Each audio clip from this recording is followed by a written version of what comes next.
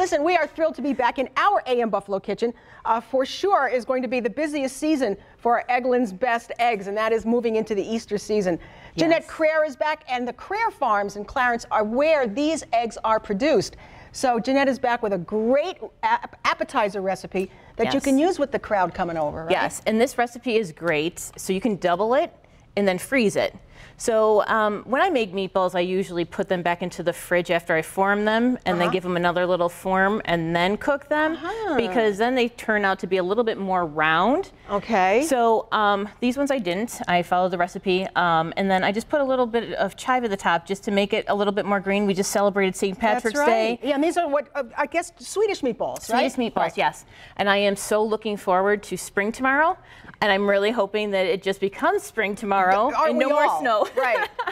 Yeah. So these look so good. Yeah, they're fantastic. And then I just went on Pinterest and got the IKEA's Swedish meatball sauce because I love it. Yeah. And so this is going to be a great Easter appetizer. And so you have it in a little tiny crock pot. I do. A little warmer. Yes. So you can either dip them or you can put them in the bigger crock pot with the sauce. So, okay. Yeah, all right. A lot of different options. Or you can have them with cranberry sauce and some mashed potatoes and or in a salad wrap. Okay. You know, a piece of lettuce and make it a wrap. Can you use any of your Eggland's eggs for Absolutely. this? As long as you're using Eggland's Best, you're getting all the extra ingredient or all the extra nutrition. In those little balls of sunshine, right? And yes, and going into spring, we need more sunshine in our lives. Yes, we do. So what I did is a half a cup of breadcrumbs and a half a cup of milk, and I just let it re-moisturize.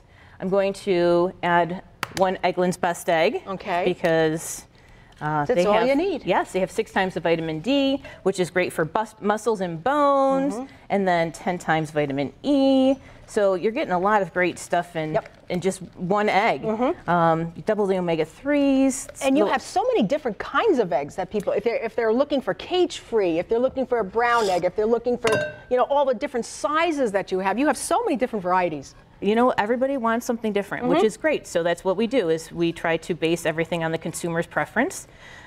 So that's how they all become. They might even have the hard-cooked ones in your supermarket. They do. A lot of supermarkets are are taking it. They're great. You can take them to lunch. You can put them in backpacks, backpack lunches. So I just took an onion and I sautéed it. And so we're going to mix that in.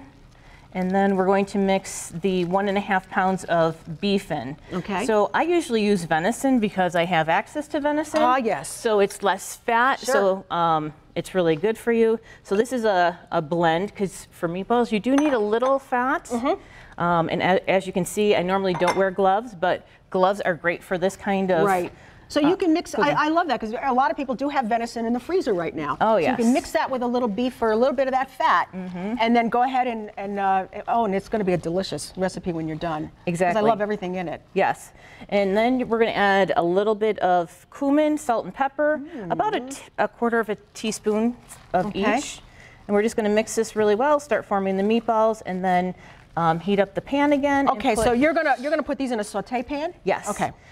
Again, I normally would bake them, but you can do it however you want. Right. You know, kids would be great with this to help you because they're, you know, you can make them a little smaller than your average meatball. So. Yeah, and you can use a cookie scoop. Yes. Or a melon baller if you want them really tiny. Exactly. You know. And they're like 1 bite or 2 bites, which is fantastic.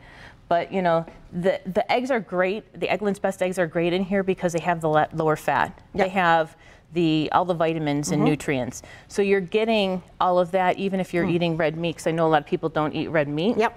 But that's another thing why I like venison, because your body does need the iron from red meat. Yeah, and look at how beautiful that they turn out. So listen, if you want the Eggland's Best appetizer recipe for Swedish meatballs, all you have to do is go to the website, right? Absolutely, egglandsbest.com.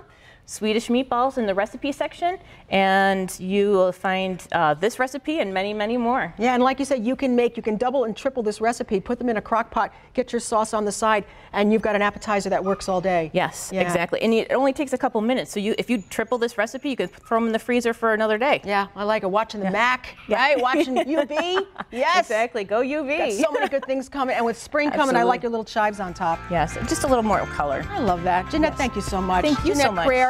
Kreher, remember, Kreher Farms produces these incredible Eggland's Best eggs, right? A lot of people in the country can't say that, but we grow them right here in Western New York. Love it. Thank you, Jeannette. All right, everybody, listen, it was a great show today. Thank you for watching. We'll be back tomorrow with another AM Buffalo. Bye.